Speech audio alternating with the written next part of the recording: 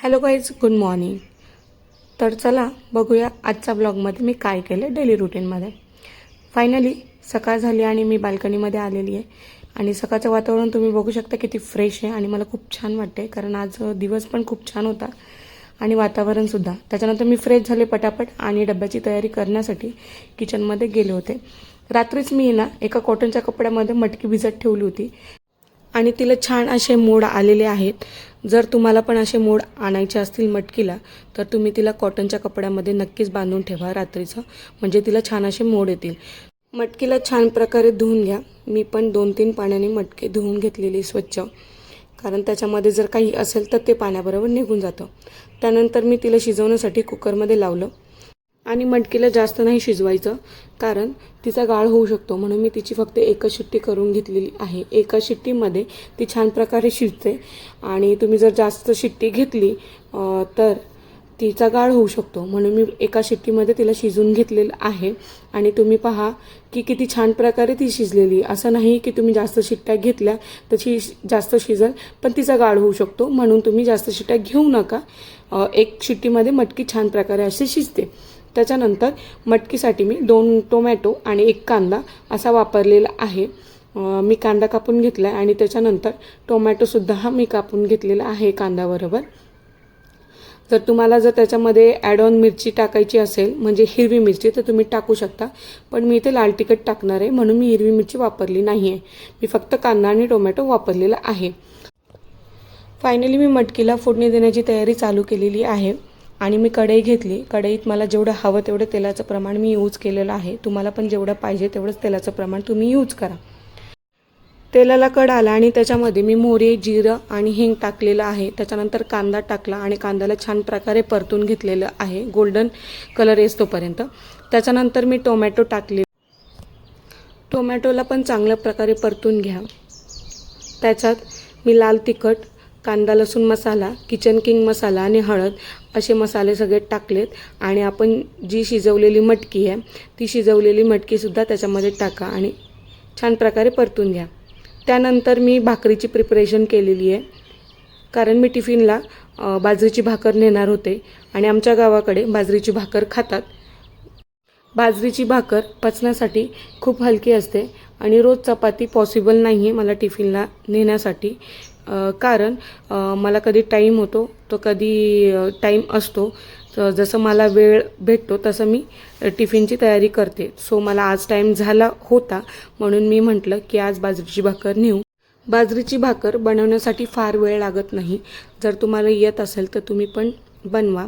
मला येते प्रॉपर, कारण माझ्या आजीने मला शिकवली होती मी जेव्हा लहान होते तेव्हाच. त्यानंतर तवा मी गरम होण्यासाठी ठेवलेला आहे आणि तवा गरम झालेला आहे चांगल्या प्रकारे. त्यावरती बाजरीची भाकर टाकायची आणि लगेच बाजरीच्या भाकरला पाणी लावून घ्यायचं, कारण ती जर पाणी लवकर लावलं नाही तर ती कोरडी होते. कोरडी म्हणजे काय, जेव्हा तुम्ही हिला पलटणार त्याच्यानंतर त्याला पाठीमागून अशा चिरा जातात, म्हणून तिला लगेच पाणी लावून घ्यायचं आणि पाणी जास्त सुकून नाही द्यायचं भाकरीचं. थोडंसं ओलसर राहिलं तेच तिला पलटी करून टाकायची, म्हणजे ती छान प्रकारे भाजते. तुम्ही बघू शकता किती छान प्रकारे ती मागच्या साईडनी भाजलेली आहे. कुठेच कच्ची राहिलेली नाही आपली बाजरीची भाकर. आणि तुम्हाला जसं पाहिजे तसं तुम्ही तिला भाजू शकता. तव्यावर पण भाजतात आणि गॅसवरती उलटी करून सुद्धा भाजतात. मी दोन्ही साईडनी भाजलेली आहे. मी तव्यावरती पण भाजून घेणार आहे तिला आणि त्याच्यानंतर गॅसवर सुद्धा मी तिला छान प्रकारे भाजून घेणार आहे, कारण जर ती कुठे कच्ची राहिली तर ती छान प्रकारे अशी भाजून निघते. कोणाकोणाला बाजरीची भाकर आवडते त्याने प्लीज कमेंट बॉक्समध्ये मला सांगा की तुम्ही खाता की नाही. तुमच्या इकडे कोणत्या प्रकारची भाकरी खातात, किंवा ज्वारी किंवा नाचणी किंवा अजून काही असेल तुमच्याकडे. आमच्या इकडे ते बाजरीची भाकर खातात. प्लीज कमेंटमध्ये मला सांगा की तुम्हाला बाजरीची भाकर आवडते की नाही. फायनली आपली बाजरीची भाकर झालेली आहे. फायनली आपला टिफिन रेडी आहे. आता फक्त टिफिन भरून घेऊया.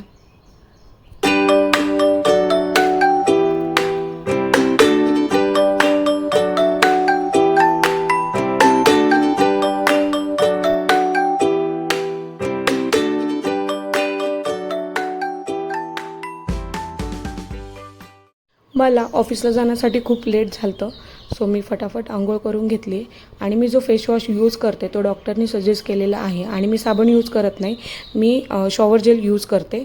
फायनली मी रेडी झालेली आहे आणि मी ऑफिसला जाताना फक्त सनस्क्रीन लावते आणि मी ऑफिससाठी ब्लॅक कलरचा टॉप आणि खाली फॉर्मल ट्राउझर घातली आहे. त्यानंतर मी घड्याळ घातलेलं आहे.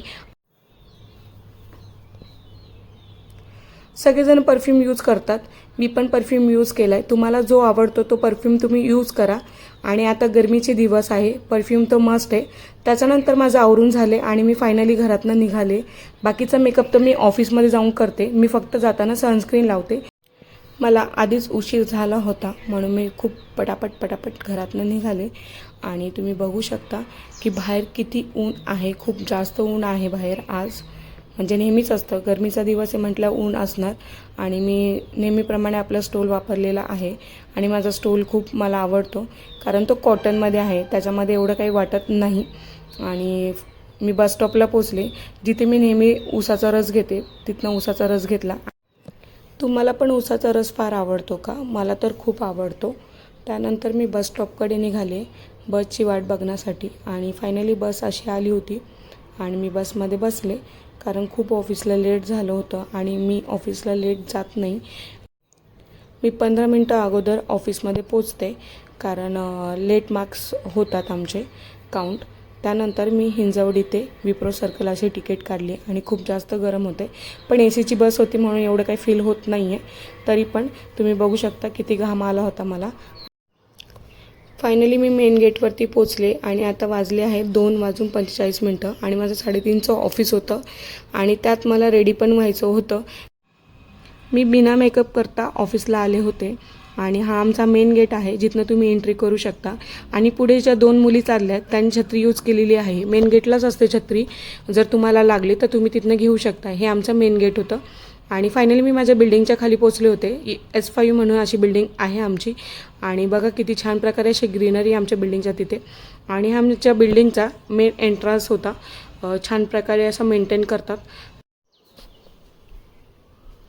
फायनली मी माझ्या फ्लोअरला पोचलेले आहे. 4th फ्लोअरवरती माझं फ्लोअर होतं आणि मी वॉशरूममध्ये गेले फटाफट मेकअप करण्यासाठी आणि फेस धुवून घेतला आहे आणि तो सुकवण्यासाठी मी हँड ड्रायरचा यूज केलेला आहे. आणि मी माझा मेकअप चालू केला होता. झुडिओचं मी काजळ यूज केले आणि ब्राऊन कलरची लिपस्टिक, जो शेड मला खूप आवडतो.